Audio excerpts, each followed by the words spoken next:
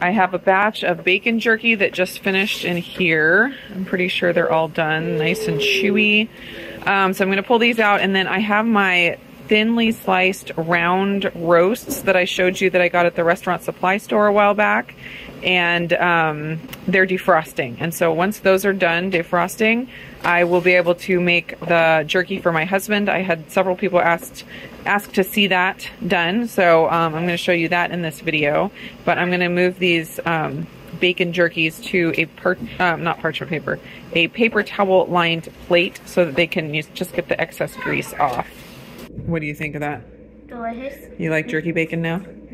Yeah, I did the thin bacon this time. I'd done thick bacon before, and I think I like the thin and crispy better. Don't you think? Yeah. Izzy says that she would like to try some too. Here. Spin. No, spin. There we go. So what do you think of the jerky bacon? It's good. Yeah? Is it pretty chewy, or does it just taste like eating regular bacon? We regular bacon. Just like regular bacon. All right, well, you can't lose there. Right? And I love it. 10, 10, 100, 100, 1,000. That's a lot. What? Hey guys, I just dropped Renee off at her ballet lesson, and I thought I would take this opportunity here in the car by myself to share with you our sad update. As a YouTuber, I share my life on here, and it's not always good stuff. It's sometimes sad stuff. And so this is one of those sad things. So the sad news is that we lost our dog Bubba this past week. He was our German Shepherd Husky mix that we got on New Year's Day this year. And I'm not going to share all of the details of the circumstances, but suffice it to say, you will not be seeing him in videos any longer, and we are all trying to process and find a new normal in our house because it is very, very empty without him. It was tragic, it was unexpected, and it was extremely sad, and it has been a hard week for all of us, and we're still not through it yet, but we are working on it. Bubba was primarily my dog. He really primarily connected to me. A lot of times German Shepherds, you guys know that have had them before, can just have a person, and not that they don't love multiple people, but they can kind of pick out one primary person. And it was clear to me early on that that was me.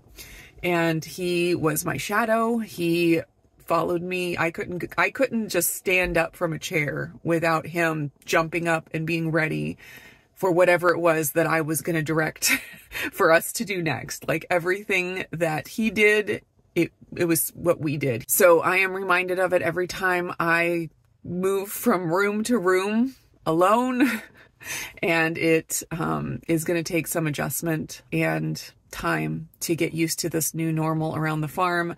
But I did just want to let you guys know, who love our family and who enjoy watching the videos, that Bubba will no longer be featuring in them. And if you feel like, you know, prayers and thoughts for us as we are working through that and trying to process, we would love that. The rain has let up enough that we're going to try to do our barnyard time. It's our free ranging time for the goats. Of course, it has to be supervised, so the kids are getting ready to start goat time.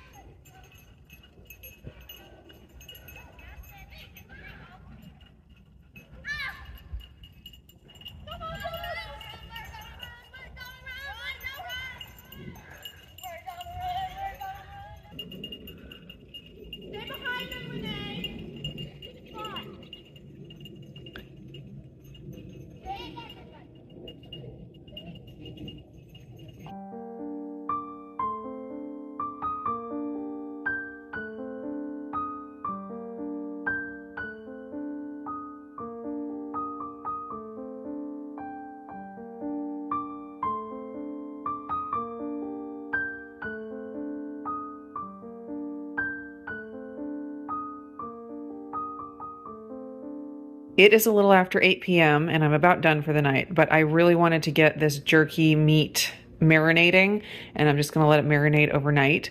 So I have about 12 pounds of, let's see, eye of round beef roast, and I got the sliced, which makes it so much easier than having to pull out my slicer and do it myself. So that's all ready to throw into the bowl. And then this is the recipe that I have on my blog for spicy keto beef jerky. It is inspired by a recipe on Wholesome Yum. Absolutely delicious recipe. That was my inspiration. I just made a few tweaks of my own. So the recipe is for 3 pounds, and I have 12 pounds of meat. So I am going to quadruple this.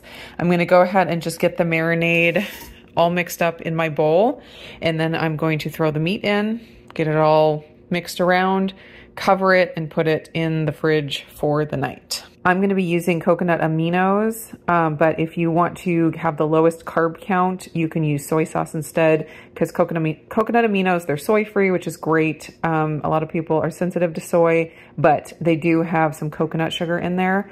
Since my husband is not all the way keto, that's what he prefers. Other ingredients besides the coconut aminos: Worcestershire sauce, onion powder, some allulose.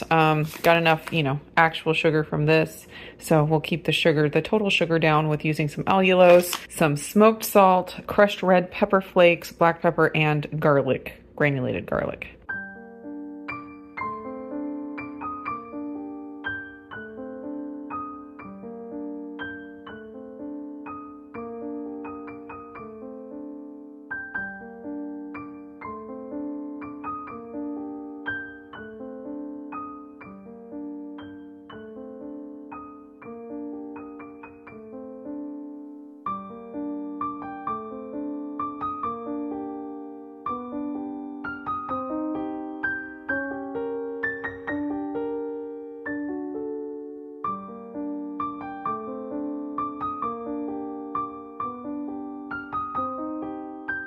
Okay, I got all of the meat slices separated and mixed with the marinade. So I'm going to get this covered real quick, throw it in the fridge, and then I will be back at some point tomorrow to do the dehydrating. So I guess there is one more thing I'm going to do tonight before I head to bed, and that is peel these eggs. I decided to do a really big batch of boiled eggs because some of the kids like to eat them. My husband likes to eat them. And then I have a couple ideas of recipes that I want to play with them. So, and we have a ton of eggs right now. So just decided to go ahead and get these all cooked up. And I'm just going to peel them and put them in the fridge.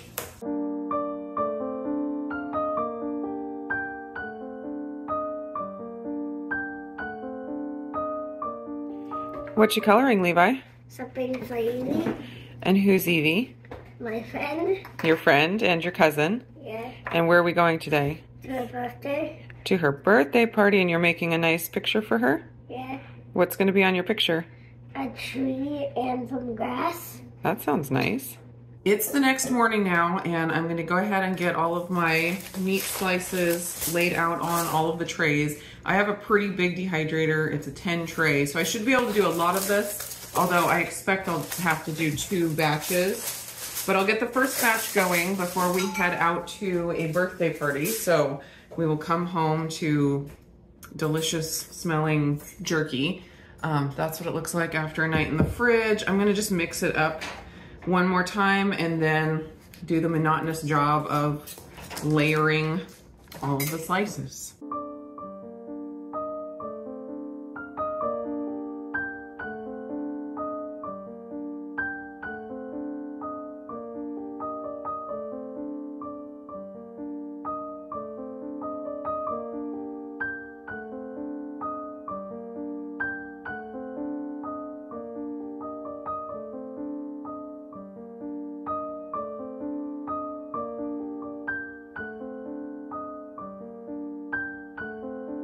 Jerky is all ready to go, and with this sliced meat, they're not all perfectly the same thickness, and so what I do is I'll go ahead and put the time on to 6 hours, because it's like 4 to 6 hours is typically enough, but at about 4 hours I will come and check it and pull off any of the really thin pieces that are already done, and then let the thick pieces go for a little bit longer. And the temperature is where'd it go? There it is. We're going to do 155 And I will get the time up to 6 hours and start. Here we go. We are home, and we were out long enough that it went the whole 6 hours. So I kind of think they're all going to be done, even the not as thin ones. Yeah, they're looking all pretty crispy.